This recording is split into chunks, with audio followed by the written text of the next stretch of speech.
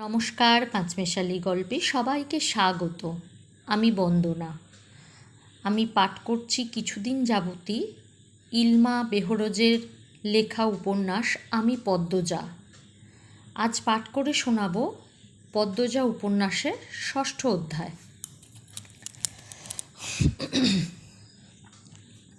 হেমলতা জোরপূর্বক হাসেন আর চোখে ঘরের দরজার দিকে তাকান। পদ্মজা ঘুমাচ্ছে, দরজাটা লাগানো উচিত। কোনো দরকার? না, এমনি দেখতে আসলাম। কতদিন হলো আপনাদের বাড়িতে উঠলাম আর এদিকটায় আসাই হয়নি। হেমলতা পেঁচিয়ে কথা বলা পছন্দ করেন না। সরাসরি বলে উঠলেন, এদিকে আসা নিষেধ, আপনাদের বলা হয়নি। মিলনের চোখে মুখে ছায়া নেমে আসে। সে অপমান বোধ করল। আমতা আমতা করে বলল, আচ্ছা আসছি। মিলন স্থান ত্যাগ করল। যাওয়ার পূর্বের তার তীক্ষ্ণ চোখের দৃষ্টি হেমলতার নজর এড়াতে পারল না। হেমলতা চোখ বুজে জীবনের হিসেব কষেন। এরপর ঘুমন্ত পদ্মজার দিকে তাকান।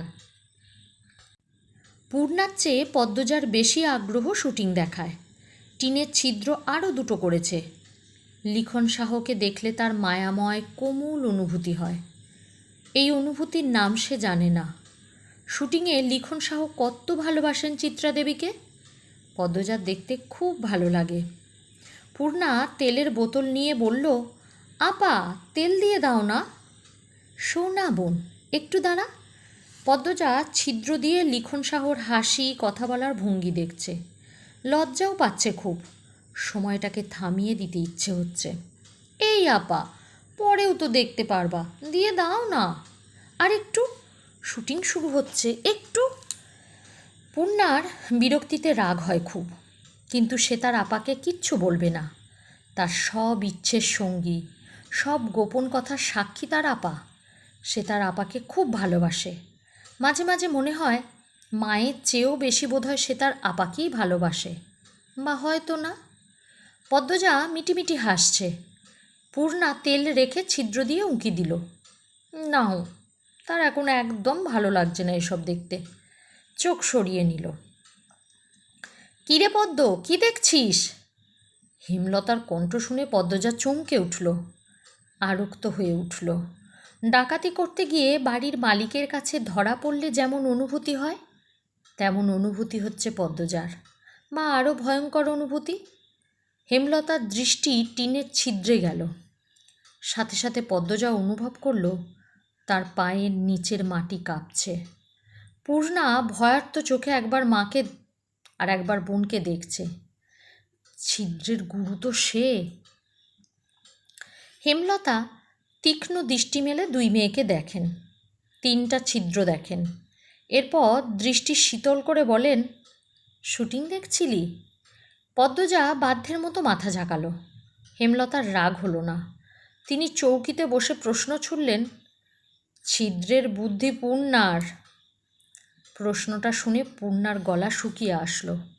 1 ফোঁটা পানি দরকার, নয়তো দম বেরিয়ে যাবে। পদ্মজা চৌকিতে চোখ তুলে তাকালো। অসহায় কণ্ঠে বলল, আম্মা আর হবে না, পূর্ণাকে কিছু বলো না, ওর দোষ নাই। আমি। হেমলতা পদ্মজাকে কথা শেষ করতে দিলেন না। প্রেমাকে ডেকে জিজ্ঞাসা করলেন, প্রেমা, তোর আব্বা কই? উঠানে গিয়ে বল আমি ডাকছি। প্রেমা ছুটতে গেল, আবার ছুটে আসলো। হেমলতা বারান্দা পার হয়ে চুলার দিকে এগুলেন। তখন মোর্শেদ আসলেন। কি হয়েছে, ডাকো ক্যারে? লাহারি ঘরে একটা জানালা করে দাও, মেয়েদের চৌকির পাশে। কাঠ আছে মুরগির খোপের কাছে। কি জন্যে? আমি চাইছি তাই। না পারলে বলো, অন্য কাউকে ডাকবো। তেরা কথা কন ছাড়। আমার তোমার সাথে ভালো করে কথা বলতে ভালো লাগে না। লাগবো কে রে? তোমার তো আমারে পছন্দ না। তোমার পছন্দ বিলাই চোখা ব্যাঠা ছেঁড়া রে। অহেতুক কথা বলো না। মাসের পর মাস কোথায় থাকো তা আমার অজানা নয়। রোগ ধরলেই লতার কথা মনে পড়ে। মোর্শেদ মিনিট খানেক রাগ নিয়ে তাকিয়ে থাকলেন। মোর্শেদ ঘণ্টা খানেক সময় নিয়ে 2 ফুট উচ্চতার জানালা করলেন। পদ্মজা, পূর্ণা হতবাক, সেই সাথে খুশি। হেমলতা ছোট্ট পর্দা টানিয়ে দেন। রুম থেকে বাহির দেখা যায়, কিন্তু জানলার ওপাশে কে আছে বাহির থেকে দেখা যায় না। সন্ধ্যা মুহূর্তে শুটিং শুরু হয়। পদ্মজা, পূর্ণা, প্রেমা চৌকিতে বসল চিরানিয়া। তাদের চোখে মুখে খুশির ঝিলিক। হেমলতা তাদেরকে মৃদু হাসলেন। বড় মেয়ে দুটো কখনো মুখ ফুটে শখ আহ্লাদের কথা বলে না। না বলা সত্ত্বেও অনেকবার 2 বোনের ইচ্ছে পূরণ করেছেন তিনি। আর কিছু ইচ্ছে বুঝতে পারলেও পূরণের সামর্থ্য হয়নি হেমলতার। হেমলতা ঘরের বাইরে যেতেই পূর্ণা বলল, আমাদের মায়ের মতো সেরা মা আর কেউ না, তাই না রে আপা? মায়ের মতো কেউ হয় না, সবার কাছে সবার মা সেরা। আমাদের মা আমাদের কাছে সেরা, লাবণ্যর মা লাবণ্যর আর ওর ভাইদের কাছে সেরা, মনির মা মনির কাছে সেরা। ওরা বলছে, বোকা, এসব বলতে হয় না। না, আমাদের আম্মাই সবচেয়ে ভালো মা, এমন মা আর একটাও নেই। হেমলতার কানে প্রতিটি কথা আসে। পূর্ণা সবার অনুভূতি অনুভব করতে জানে না, পদ্মজা জানে। আমাদের আম্মা সত্যি সেরা, আলাদা। পদ্মজা হেসে বলল। পূর্ণা জানলার বাইরে চোখ রেখে প্রশ্ন করল, আপা, চিত্তারা দিদিরে কেমন লাগে? পদ্মজা চিত্রার দিকে তাকালো। ছাই রঙা শাড়ি পরা, হাতে কালো রঙের ঘড়ি, ফুল হাতা ব্লাউজ, শালীন তবে সর্বাঙ্গে আধুনিকতার ছোঁয়া। নাকে সাদা পাথরের নাকফুল, লম্বা চুল বেনি করে রেখেছে। মুখে খুব মায়া, স্নিগ্ধ একটা মুখ, যেন শরতের শুভ্র এক টুকরো মেঘ। পদ্মজা বলল, আমার দেখা দ্বিতীয় সুন্দর মেয়ে মানুষ হচ্ছে চিত্রা দিদি। পূর্ণা আগ্রহ নিয়ে যাইতে চাইল, প্রথমকে? পদ্মজা কণ্ঠ খাদে নামিয়ে মোহময় কণ্ঠে বলল, আমাদের আম্মা। হেমলতার বুক শীতল স্নিগ্ধ কোমল অনুভূতিতে ছেয়ে গেল। পদ্মজা এত সুন্দর করে আমাদের আম্মা বলেছে। হেমলতা প্রথম শুনলেন তিনি সুন্দর। ভুবন মোহিনী রূপসীর মুখে শুনলেন। এই আনন্দ কোথায় রাখবেন তিনি? কেন ছেলে মানুষে অনুভূতিতে তলিয়ে যাচ্ছেন তিনি? প্রেমা অবাক স্বরে বলল, আম্মা তো কালো, চিত্রা দিদির চেয়ে সুন্দর কিভাবে? এভাবে বলছিস কেন প্রেমা? তুই ফর্সা হয়ে গেছিস বলে কালোকে ভালো বলে মনে হয় না? পূর্ণা গম গম করে উঠল। প্রেমা ভয় পেল। পদ্মজা বলল, পূর্ণা, বকছিস কেন? প্রেমা কত ছোট, ও কি সুন্দরের গভীরতা বুঝে? ও খালি চোখে ফর্সা কালোর তফাৎ দেখে। সুন্দরের গভীরতা তো আমিও বুঝি না। পূর্ণার কণ্ঠ ভারী নিষ্পাপ শোনালো। পদ্মজা এদিক ওদিক তাকিয়ে দেখল হেমলতার উপস্থিতি। এরপর বলল, আম্মার রং কালো, কিন্তু সৌন্দর্যের কমতি নেই। আমাকে কখনো এক মনে দেখিস, বুঝবি। আমাদের আম্মার চোখ দুটি গভীর, বড় বড়, পাতলা মসৃণ ঠোঁট। আমার ঘন চুলের খোঁপায় এক আকাশ কালো মেঘ। আমার শাড়ির কুঁচির ভাঁজে আভিজাত্য লুকানো। আম্মা যখন তীক্ষ্ণ চোখে আমাদের দিকে তাকান, তখন মনে হয় বিরাট বড় রাজত্বের রানী তার পূর্বপুরুষের ক্ষমতা প্রকাশ করছেন তীক্ষ্ণ দৃষ্টি নিয়ে। এত কিছু থাকা সত্ত্বেও ও কি আম্মা আমাদের দেখা প্রথম সুন্দর মানুষ হতে পারেন না? পদ্মজার প্রতিটি কথা পূর্ণার উপর ভীষণভাবে প্রভাব ফেলল। প্রেমা চোখ পিটপিট করে কিছু ভাবছে। পূর্ণা বলল, হতে পারে। কাল থেকে আমি আম্মাকে দেখব মন দিয়ে। আমিও। প্রেমা পূর্ণার দলে ঢুকল। হেমলতার চোখ বেয়ে 2 ফোঁটা জল গড়িয়ে পড়ল। এই কালো রঙের জন্য ছোট থেকে সমাজে তুচ্ছ তাচ্ছিল্য হয়ে এসেছেন। কত লুকিয়ে কাঁদা হয়েছে, কত করে চাওয়া হয়েছে কেউ সুন্দর বলুক, কিন্তু সেই কপাল কখনো হয়নি। আর আজ এই বয়সে এসে শুনলেন তিনি কুৎসিত নন, তার মাঝেও সৌন্দর্য আছে। জন্মদাত্রী মা কালো রঙের জন্য গরম চামচ দিয়ে পোড়া দাগ করেছিলেন ঘাড়ে, আর গর্ভের সন্তান আজ সেই অনুচিত কাজের জবাব দিল। আল্লাহ সৃষ্টি কেউ অসুন্দর নয়, সবার মধ্যেই সৌন্দর্য আছে। যা ধরা পড়ে শুধুমাত্র সুন্দর একজোড়া চোখে। নিশুতি রাত, চারিদিকে ঝিঝি পোকার ডাক। হেমলতা চোখ খুলেন। হুট করে ঘুমটা ভেঙে গেল। ষষ্ঠ ইন্দ্রিয় ইঙ্গিত করছে কোনো ষড়যন্ত্রের। লাহারি ঘরের ডান পাশে দুজোড়া পায়ের আওয়াজ। হেমলতার বুক কেঁপে উঠল। তিনি দ্রুত উঠে বসেন। দুই চৌকির মাঝের পর্দা সরিয়ে দেখেন পদ্মজার অবস্থান। পদ্মজাকে ঘুমাতে দেখে আটকে যাওয়া নিঃশ্বাস ছাড়েন। পায়ের আওয়াজ একদম পাশে শোনা যাচ্ছে। হেমলতা তীক্ষ্ণ দৃষ্টি নিয়ে ডান পাশে তাকান। গাঢ় অন্ধকার ছাড়া কিচ্ছু দেখা যাচ্ছে না, তবুও তিনি তাকিয়ে আছেন। দৃষ্টি দেখে মনে হচ্ছে অদৃশ্য গোপন শত্রুকে তিনি দেখতে পাচ্ছেন। কে কে ওখানে? হেমলতার ঝাঁঝালো কণ্ঠের পায়ের আওয়াজ থেমে গেল। সেকেন্ড কয়েক পর দুই জোড়া পা যেন ছুট্টে পালালো। আলো ফোটার পূর্বে নিদ্রা ত্যাগ করে চার মা মেয়ে একসাথে নামাজ পড়ল। এরপর বারান্দায় শীতল পাটি বিছিয়ে তিন বোন পড়তে বসল। রাত ভর ঝমঝম করে বৃষ্টি হয়েছে। বর্ষা স্নানে স্নিগ্ধ প্রকৃতি, মায়াবী সকাল।